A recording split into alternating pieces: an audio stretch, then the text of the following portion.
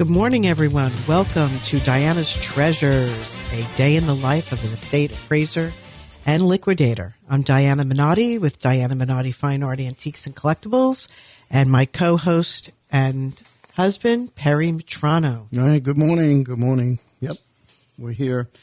And we are located at 15 Palm Harbor Village Way, right here in the beautiful city of Palm Coast, Flagler County, New York. Imagine that. We are the sixth borough. Yeah, we are the sixth borough. There's no doubt about it. And you come on over, visit us. We're there Monday through Saturday. We do close at 4 on Saturday, but 10 to 5. And there's where you're going to find Diana's Treasures. That's where the fine art, antiques, and collectibles go. Most of the time, we oftentimes try to make sure that those can be sold at the estate sales, but on occasion, pieces that are selected will come to the shop. So we're here. And I call it a shop. Diana calls it a gallery, and there's good reasons for it. So we have a special guest today. By the way, www.dianafineart.com is our website. You can subscribe to the newsletter, which I publish on Thursdays. It gives you an update on the sale of the weekend and what's new in the shop. You can like us on Facebook, follow us on Instagram, connect on LinkedIn. All those buttons, plus our YouTube channel, is all on the website if you scroll all the way to the bottom. 15 Palm Harbor Village Way. One more time. Okay. Well, the phones are ringing off the hook today if people are looking for Diana. Anyway, we have here a special guest. We have Roy Seeger from the Flagler. No, it's a Flagler, but there's no more counting it. Okay, Flagler Airport. And Roy, give us the detail of what it is that you do over there, and why is the airport so important to Flagler? Mm-hmm. Well, first of all, good morning, everybody. And I am the director of the Flagler Executive Airport, Roy Seeger. I've been the airport director for 16 years. And so the airport, it's a big economic engine for our community. A lot of people don't realize how big that airport is. I mean, it's 1,465 acres. We actually have 3 runways there. We have a large 5,500 foot runway. We have a crosswind runway of 5,000 feet. And we're very unique that we have our own water runway on our Gore Lake. It's a 70-acre lake, and we have a 3,000-foot water runway on there as well. So it's pretty unique airport. Like I said, we've rebuilt the entire airport. Every runway, every taxiway, every light, every drainage, everything's brand spanking new. Thanks to our friends at the FAA and FDOT to help fund over $65 million worth of projects. And now we're very excited. We're putting the icing on the cake and building our brand new general aviation terminal facility, building a brand new 15,500 square foot facility. And so we broke ground that on May 1st. And we are looking to build that'll be done in 18 months. Well, that is super exciting because the airport was established when? Yeah, right. So the airport was built in 1942. So it was built during World War II. A lot of airports in Florida, a lot of people don't realize, a lot of airports in Florida were built during World War II. And our airport was an outlying field for NAS Jacksonville. But after the war, obviously, they didn't need all these different airports anymore. So the War Assets Administration signed it over to the Board of County Commissioners back in 1947.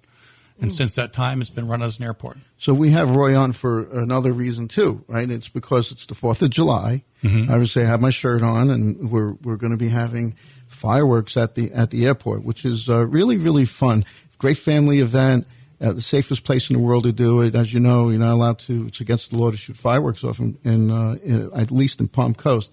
Mm-hmm. So tell us about that event and what it is you guys are doing for the 4th of July, Roy. Yeah, so we established a big what's called United Fourth a few years ago with all the cities, with Palm Coast, Flagler County, Flagler Beach, and so it's kind of a whole day of celebrating our America's birthday. And we have, like I said, we have a big one this year, the 250th birthday, right?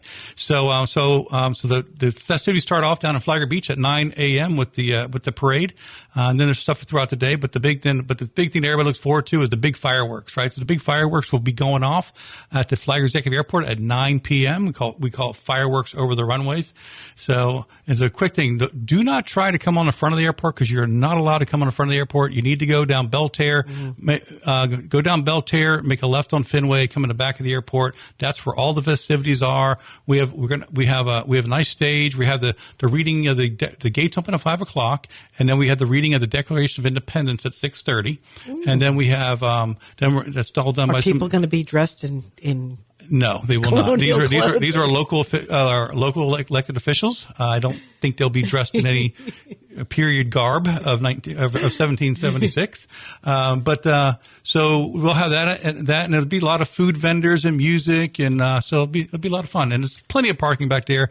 I probably have like 75 acres of parking, so there'll be plenty of room for everybody. So come on out and enjoy the fireworks, and like gates open at 5:00. I just want to say, I mean, I know you a long time, but Diana needs to explain how we got to know each other. But you run that airport really well. It's a really beautiful place, and we should be very thankful that you've been there for 16 years. And we didn't go through a multitude of management there, and a lot of people that work for you really like working there. And, it's something to be proud of. I know there's always, people are going to complain about something, and that's life. But, obviously, well, I just want to chime in for the complainers, which, but let's not go there. The future of travel. Do you ever see Amalfi Jets? The guy on TikTok and Facebook, and I think a couple of things. He chartered. Yeah. He's an Embry-Riddle graduate. Okay. And he's out in California now, but he charters private jet flights. Mm-hmm. And it's a huge industry. I had no idea how big this really is.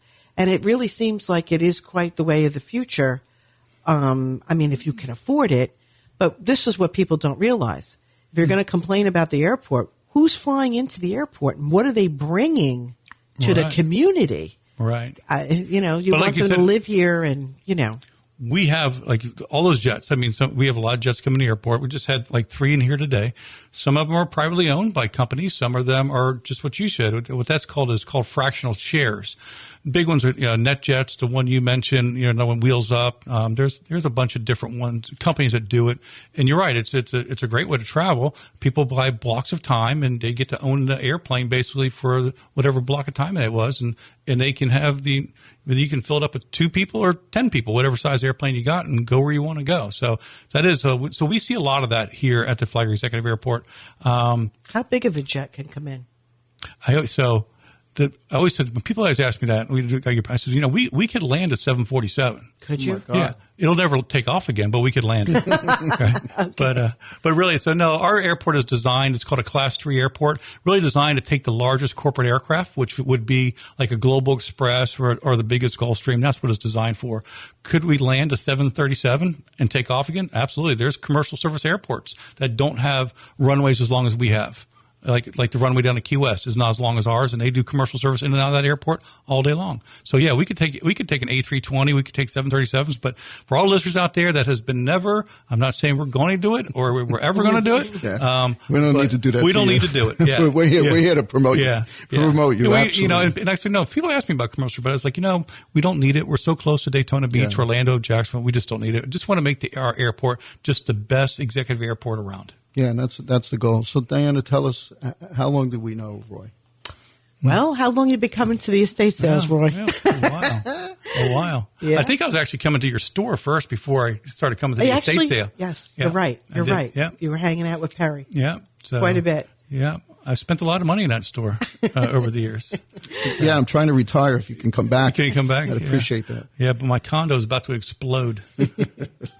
Well, collecting is fun, and the people that we meet along the way, it's really special because, why do you collect? I enjoy it. When I collect, I like to hunt, right? I like to hunt, and I like the interaction with the people that I'm buying this from as well. The stories, the backstories, all that kind of different stuff. So that's what I enjoy. I think it's just as important as the piece. Right. People are truly excited. They want to know who owned this item, where was it from, what was their traditions surrounding that item. So people who do secondhand, that they're buying, I think that's really half of not only the love of the object, mm-hmm. but it is the sensibility that collecting and the historical reference and everything about the piece. I think that's really why people do collect. Yeah. What's your favorite topic? What is your Well, he's got collection. tons of military. Yeah, my big one is military. That would be my biggest, my biggest thing I collect is military weapons, and primarily weapons that were used by the Marine Corps, obviously, because I spent 20 years in the Marine Corps, so I love that. Yeah, thank you for your service for that. Yeah, 20 years. Wow, that's amazing. 20 years, yeah.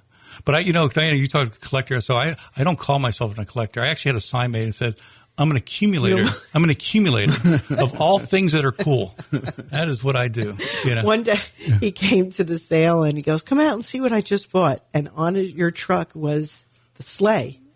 You had that Bought a sleigh in Florida?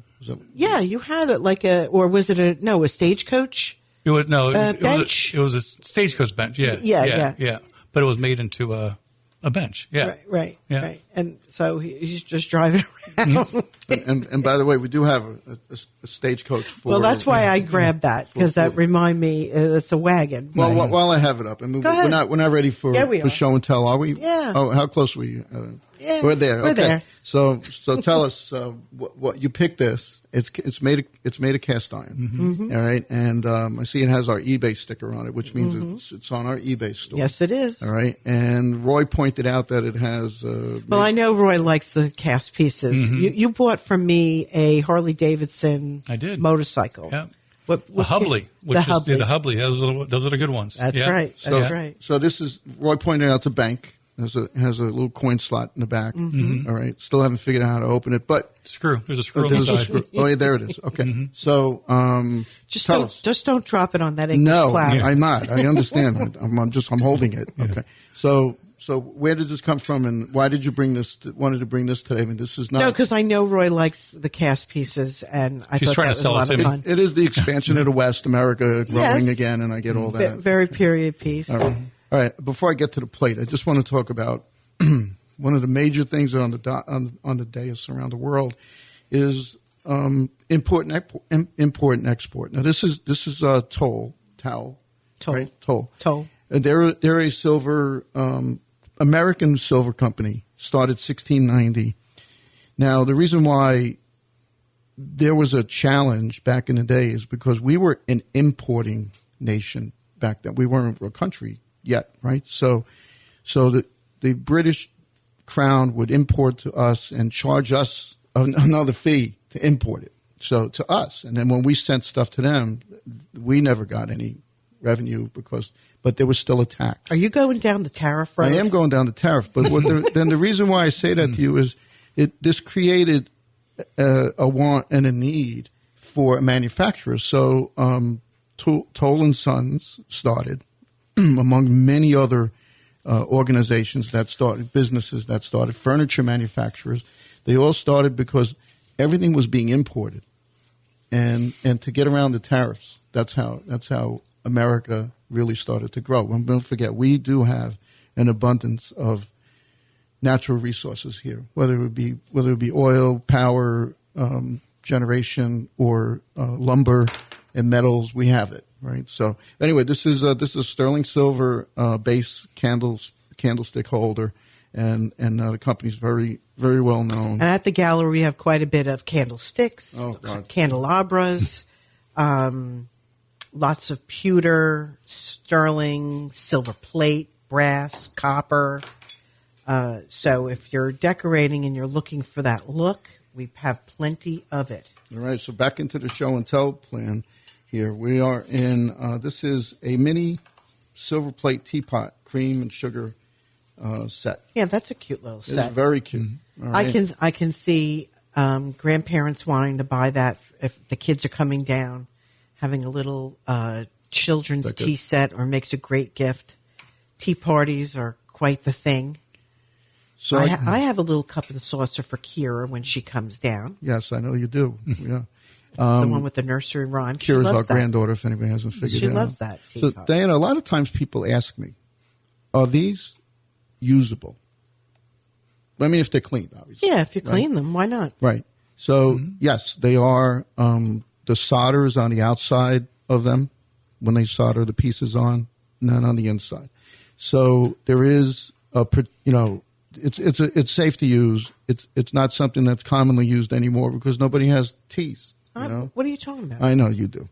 I get it. I know. All right. You're right. Take a look at that. I make you tea all the time. You do. All right. Let me show you this one. We'll talk about America as well. Diana, you have to tell us a little bit more about this, but this is a salt glazed pot. It's actually a water cooler. See the on the bottom, it has the little spout area, so you could keep your water cold, and it actually has the name of the company on it. So the name of the company is kind of important. Steel City Manufacturing Company in Youngstown, Ohio. So here's what you have to understand, right? We have in that belt right there, we had the biggest steel manufacturers in the world at one point. And Ohio was known for its pottery. Lots of potteries. Especially pottery and some glass makers as well. So, remember, America is not just about being the biggest powerhouse. It's about sharing what we've accomplished. And people have gotten very wealthy, being part of the economy. And, Ohio, with the steel manufacturing, with the coal, with even oil, everything is so we are major manufacturers too. Right? Now, this one, very interesting plate. I love that platter. I'm hoping that you could see it. Why don't we use that this weekend for our barbecue? For your turkey. Okay. This is what year is this? I think it was the 1840s. Wow. Mark, is Isn't that it visible? beauty? It is the turkey buzzard with the American. Now, this isn't American, right? It's English. It's English. Yeah. It's blue on white transferware, and which became the most popular colors, and blue and the red, white. Right? Well, no, the blue is really for transferware in that genre. And what is transferware? Computer generate. Well, it wasn't computer then, but it was printed image onto the clay, so you didn't have to have an artisan hand paint each and every plate. I'm going to show you something very interesting. It was, the Industrial Revolution really and I'll pass this brought over it to Roy in a forward. Minute, but I don't know if you can see that mark at all. Do I need to move it? There's this tape here. So there are 3 family names here. This was passed down from a grandma to a daughter to another daughter. It's all in here, and these are the ages of the people. I don't know if you can see it at all. I'm guessing that's what it means. Yeah, it's got to be. Age. It's got to be. It's not the year. This was a prized dish. No doubt about it. Probably served many a turkey in its day. All right, because this was only brought out for a specific reason. There's not a lot of knife marks, though, on it. So I think it was more of a showpiece. Well, it might have been after the carve. Than even used. They would have carved it on a wood block. And then put it on there, yeah. Yeah. Right. Now let me pass this over to Roy to check it out. Yeah, you're really checking that out, Roy. I'm taking that one home. Something's got to go before it comes. No, but what was the show? Grandma Jones, 106 years old. Wow. What show was it that our guests bought some of the items because they just loved it? Oh, it was the senior helper people. Yes, right. That's true. All right. Well, I'm gonna step away so I can show the rest of these pictures that you have, and then if you could talk about it, and if Roy has any questions. Are you gonna bring George and Lafayette back? Yeah. Right. You tell me where to start. Well, we had this on the show before. I thought we did. This Maybe is my didn't. Piece anyway. This is the one that I like. Unless Roy wants to buy it. I know. No. Then I'm eyeballing it. Actually, Roy, you know why it's so special? This is after Washington retired. And he's home in Mount Vernon. He's got his children and his obviously favorite horse. And you have Lafayette coming to visit him. And Lafayette, you got to wonder, was he, come on, George, get back into the action? What's going on? We need you kind of thing. But it is really, it looks like it's a chromolithograph. The colors are very vibrant, even though it's quite old. This is definitely it's turn of the century. It's in rough condition, but I don't know if you can see. It's definitely one of my favorites. I mean, it's really. You can tell it's got the age. Oh yeah. This is cut old. Yeah, it's hand sewn wood, definitely. And what I like about that picture too, when Perry showed it to me, is because I liked also the military tin toys, and then I saw the kids playing with the toy soldiers down there in the bottom as well. So it's pretty cool. Yeah. And there's a couple of different renditions of that. I've seen another one where Lafayette is actually holding a paper.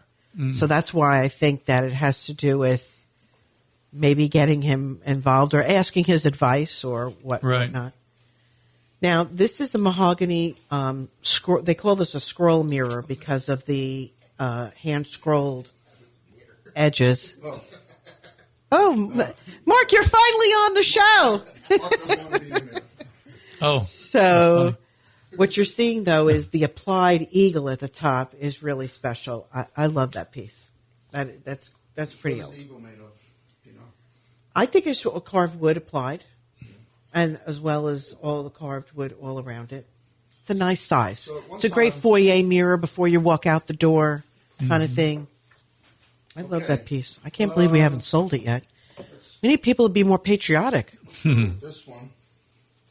Those are nice. So this is a pair, and they are the panoramas of Washington, D.C., and it says at the top, first in war, first in peace, and it has George Washington. It's a hand-colored etching. You can see at the top all that hand coloring around the cameo, and then has all little vignettes. And let me see, it has the post office, the Columbia Armory, the Willard Hotel, the Matthew Church, Georgetown College, the White House, the Treasury, the City Hall, the U.S. Navy Yard, the War Department. This is out of New England, this particular piece. It was out of a gallery out of New England. Mm-hmm. Boston. Now, one of them, unfortunately, has some foxing, which is the acid is coming through the paper from its backing. But, I would say just enjoy it for what it is. The other one is in much better condition. Yeah, the second one's really nice. Yeah. Those that come as a pair? Well, are you asking for a deal? He'll take the good one. I'll take the good one. Diana knows me. Yeah, we could split up.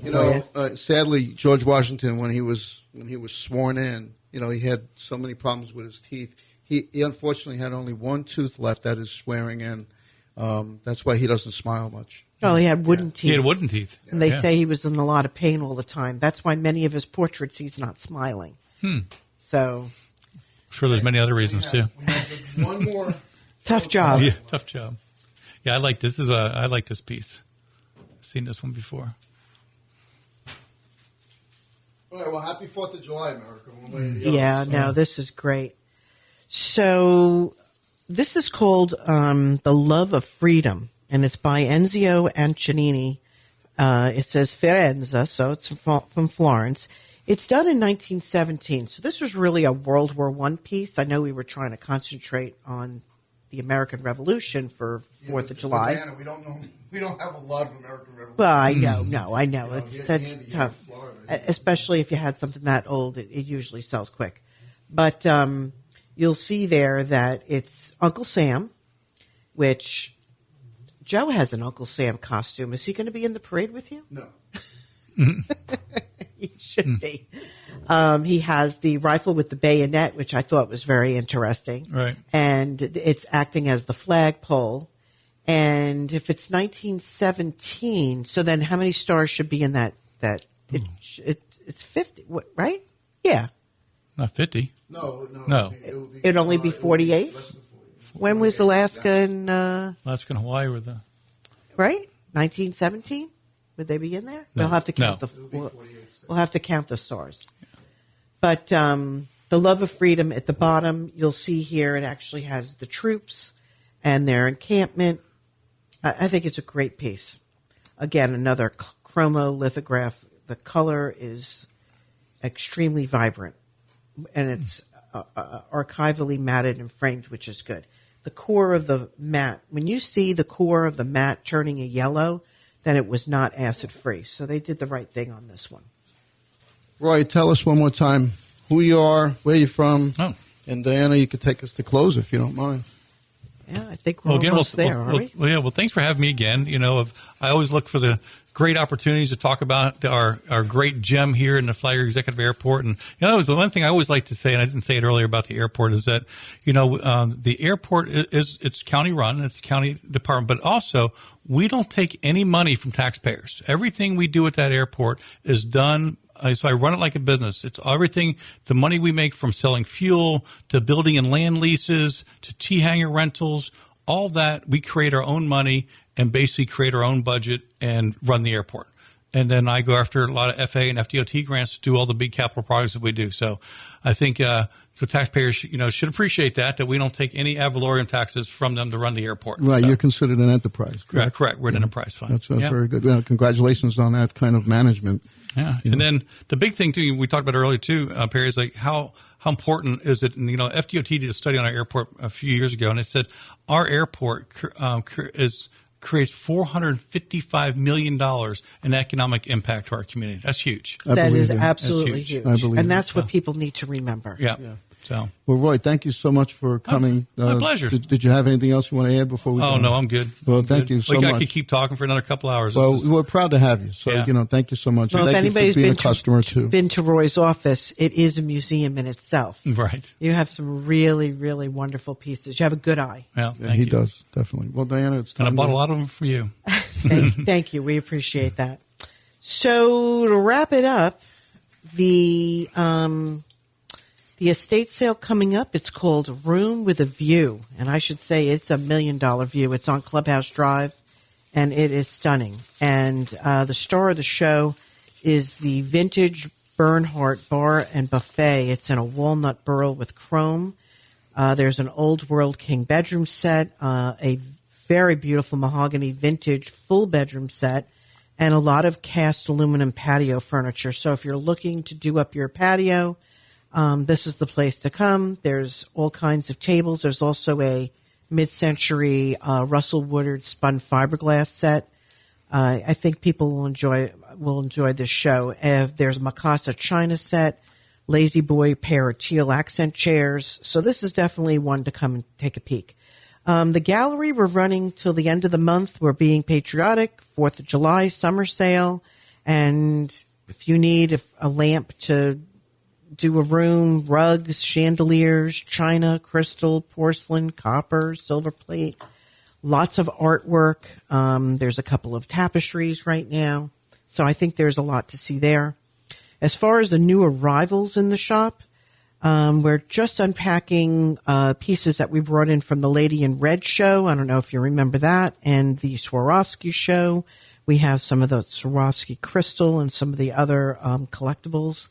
As far as the Estate Planning Council goes, we are on summer break with maybe some socials, but our next meeting is not until September. And just a little heads up, Fernanda Haley and I, she's the Senior VP at PNC Private Bank. We attended the NAPEC, the National Association of Estate Planning Council, out in Tampa last weekend, and the meeting was on best practices for your chapter and how to grow, and we'll be sharing that with the council. So it was a really great eye-opener. It was a great trip. Thanks, Fern, for driving. It was a lot of fun. And we had and where can everyone find our YouTube? Well, if you go to DianaFineArt.com, you can sign up for the newsletter. You can scroll all the way you can see all the different estate sales. And I need to point out, when an estate sale has finished, I will write past sale, and then I'll write what's still available. So you can click through the pictures and see, I'll write that sofa and love is still available, or a bedroom set. So if you missed a sale, or you saw something and you couldn't come back, you can kind of follow along. I really do weekly try to update that with items that we've sold, take it out. And the best way for everyone to contact you when they see something on our website or Facebook Marketplace? You should really text me. Text. Yeah. Text is the best way. I will tell you. Even I have to text her.